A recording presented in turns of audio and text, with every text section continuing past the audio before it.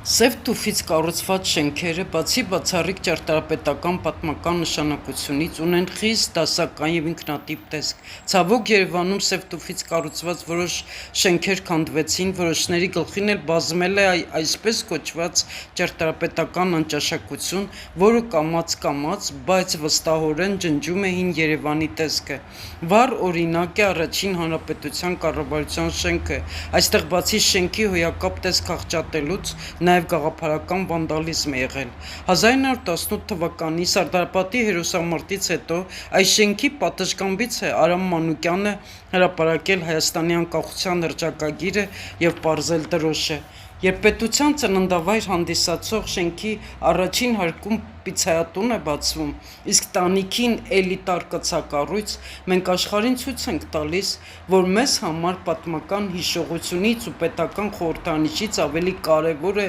մի փոր հացը։ Դարեր շարունակ պետություն չունենալով, մենք սովորել ենք մտածել միայն գոյատևման օրվա հացի սեփական կտուրի մասին։ Պետականությունը, սեփական պատմության նկատմամբ հարգանքը շատերի համար այդպես էլ չդարձավ բարձրագույն արժեք։ Քանի դեռ մենք չենք սովորել հարգել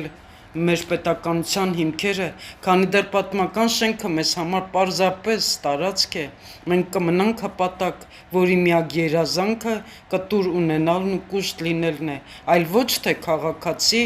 որը տեր է իր երկրին, իր պատմությանն ու պետականությանը։